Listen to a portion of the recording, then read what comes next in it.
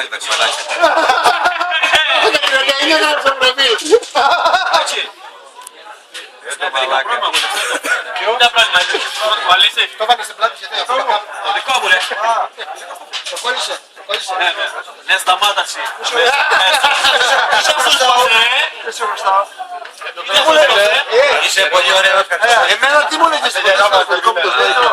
Όπως σε πετύχω με τη διόπτρα θα κάνω Θα μου καρίσεις, ξέρεις. μία φορά όμως. Γιατί δεν θέλω να δεις το δικό μου. Πρώτα σου μου λέγες θέλεις να υπέρξω εδώ κάτι. Ω, εντάξει. Χρόνια πολλά κοκκόνι! Ευχαριστώ, ευχαριστώ. Έλα πάτε παπίτσα. Άντε λέει, το παίρνεις κάτι μου κάνει. Βάλε τη μούρη σου μέσα να πάρω. Να κάνει ήττα μπορεί θέλει. Φάει το παγωτό. Άμα βάλει να πεις θα με Είναι μαλάκα. Πάτε να πάρω το τηλέφωνο. Εμμυρίσε τη βάφλα. Έχεις έδωσε τη βάφλα στεγνά. Όχι, κάτσε, γιατί και εγώ θα φύγω. Ήρθα να κάνω ένα τσιγάρο και φύγω. Την ώρα που μιλούσαμε φέραμε το τέτοιο, αυτός έκλεισε από το να διαβάλει το βίντεο. Το κατάλαβα. Θέλω να φεύγω. Σαββάτο γενέθλιο.